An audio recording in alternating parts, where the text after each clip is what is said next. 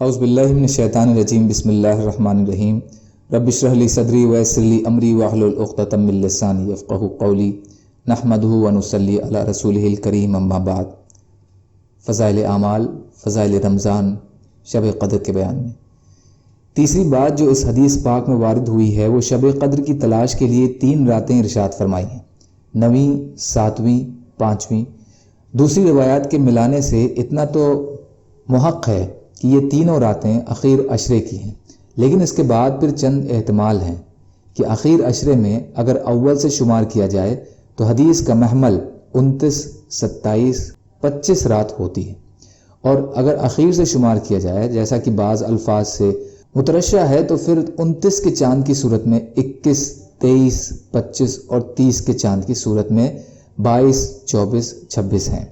اس کے علاوہ بھی تعین میں روایات بہت مختلف ہیں اور اسی وجہ سے علماء کے درمیان میں اس کے بارے میں بہت کچھ اختلاف ہے، جیسا کہ پہلے ذکر ہوا کہ 50 کے قریب علماء کے اقوال ہیں۔ روایات کے بکثرت اختلاف کی وجہ محققین کے نزدیک یہ ہے کہ وہ رات کسی تاریخ کے ساتھ مخصوص نہیں بلکہ مختلف سالوں میں مختلف راتوں میں ہوتی ہے، جس کی وجہ سے روایات مختلف ہیں کہ ہر سال نبی اکرم صلی اللہ علیہ وسلم نے اس سال کے متعلق مختلف راتوں میں تلاش کا حکم فرمایا اور بعض سالوں میں متعین طور سے بھی ارشاد فرمایا۔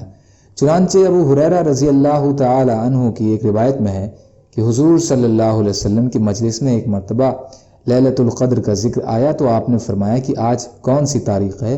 عرض کیا 22 ہے۔ حضور صلی اللہ علیہ وسلم فرمایا کہ آج ہی کی رات میں تلاش کرو۔ ابو ذر رضی اللہ تعالیٰ عنہ کہتے ہیں کہ میں نے حضور صلی اللہ علیہ وسلم سے عرض کیا کہ شب قدر نبی کے زمانے کے ساتھ خاص رہتی ہے یا بعد میں بھی ہوتی ہے؟ حضور صلی اللہ علیہ وسلم نے فرمایا کہ قیامت تک رہے گی۔ میں نے عرض کیا کہ رمضان کے کس حصے میں ہوتی ہے؟ آپ صلی اللہ علیہ وسلم نے فرمایا کہ عشرۂ اول اور عشرۂ آخر میں تلاش کرو۔ پھر حضور صلی اللہ علیہ وسلم اور باتوں میں مشغول ہو گئے۔ میں نے موقع پا کر عرض کیا، اجی یہ تو بتلا دیجئے کہ عشرے کے کون سے حصے میں ہوتی ہے؟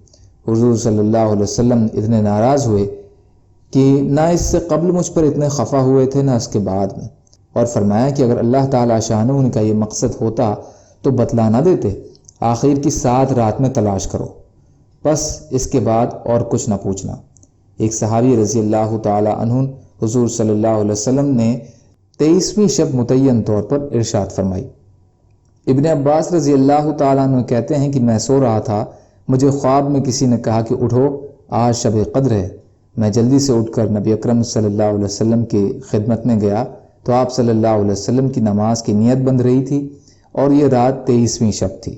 بعض روایات میں متعین طور سے 24ویں شب کا ہونا بھی معلوم ہوتا ہے۔ حضرت عبداللہ بن مسعود رضی اللہ تعالیٰ عنہ کا ارشاد ہے کہ جو شخص تمام سال رات کو جاگے وہ لیلۃ القدر کو پا سکتا ہے، یعنی شب قدر تمام سال میں دائر رہتی ہے۔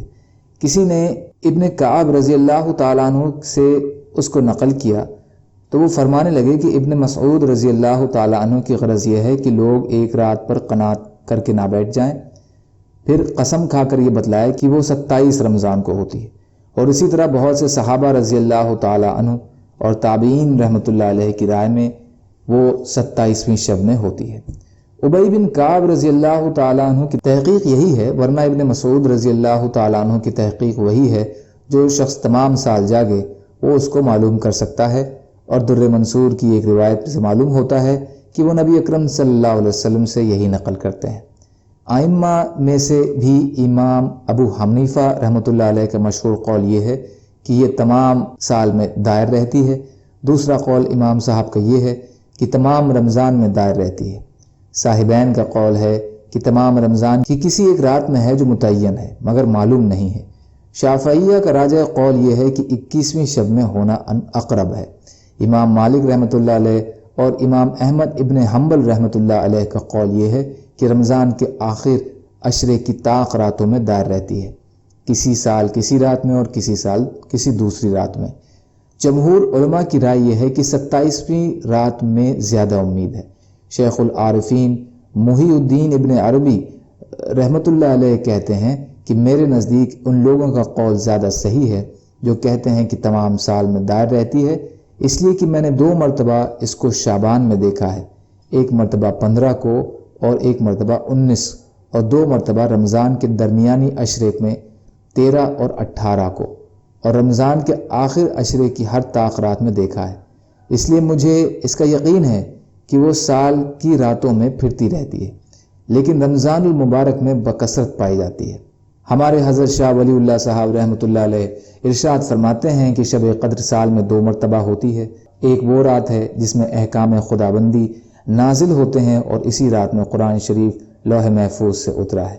وہ رات رمضان کے ساتھ مخصوص نہیں، تمام سال میں دائر رہتی ہے، لیکن جس سال قرآن پاک نازل ہوا اس سال رمضان المبارک میں تھی، اور اکثر رمضان المبارک میں ہی ہوتی ہے۔ اور دوسری لیلۃ القدر وہ ہے جس میں روحانیت کا ایک خاص انتشار ہوتا ہے، اور ملائکہ بکثرت زمین پر اترتے ہیں اور شیاطین دور رہتے ہیں، دعائیں اور عبادتیں قبول ہوتی ہیں۔ یہ ہر رمضان میں ہوتی ہے اور آخر عشرہ کی وتر راتوں میں ہوتی ہے اور بدلتی رہتی ہے۔ میرے والد نور اللہ مرقدہ اسی قول کو راجح فرماتے تھے۔ بہرحال شب قدر ایک ہو یا 2، ہر شخص کو اپنی ہمت اور وسعت کے موافق تمام سال اس کی تلاش میں سعی کرنا چاہیے۔ نہ ہو سکے تو رمضان بھر جستجو کرنا چاہیے۔ اگر یہ بھی مشکل ہو تو عشرہ اخیرہ کو غنیمت سمجھنا چاہیے۔ اتنا بھی نہ ہو سکے تو عشرہ اخیر کو طاق راتوں کو ہاتھ سے نہ دینا چاہیے، اور اگر خدا نخواستہ یہ بھی نہ ہو سکے تو 27ویں شب کو تو بہرحال غنیمت باردہ سمجھنا ہی چاہیے۔ اگر تائید ایزدی شامل حال ہے اور کسی خوش نصیب کو میسر ہو جائے تو پھر تمام دنیا کی نعمتیں اور راحتیں اس کے مقابلے میں ہیچ ہیں، یعنی گھٹیا ہیں۔ لیکن اگر میسر نہ بھی ہو تب بھی اجر سے خالی نہیں۔ بالخصوص مغرب عشاء کی نماز جماعت سے مسجد میں ادا کرنے کا اہتمام تو ہر شخص کو تمام سال بہت ہی ضرور کرنا چاہیے، کہ اگر خوش قسمتی سے لیلۃ القدر کی رات میں یہ 2 نمازیں جماعت سے میسر ہو جائیں تو کس قدر باجماعت نمازوں کا ثواب ملے گا۔ اللہ کا کس قدر بڑا انعام ہے کہ کسی دینی کام میں اگر کوشش کی جاوے تو کامیابی نہ ہونے کی صورت میں بھی اس کوشش کا اجر ضرور ملتا ہے۔ لیکن اس کے باوجود کتنے ہمت والے ہیں جو دین کے درپے ہیں، دین کے لیے مرتے ہیں، کوششیں کرتے ہیں، اور اس کے بالمقابل اغراض دینوی میں کوشش کے بعد اگر نتیجہ مرتب نہ ہو تو وہ کوشش بیکار اور ضائع ہے۔ لیکن اس پر بھی کتنے لوگ ہیں کہ دنیاوی اغراض اور بیکار لغو امور کے حاصل کرنے کے لیے جان و مال دونوں کو برباد کرتے رہتے ہیں۔ ببی تفاوت رہ از کجاست تا با کجا۔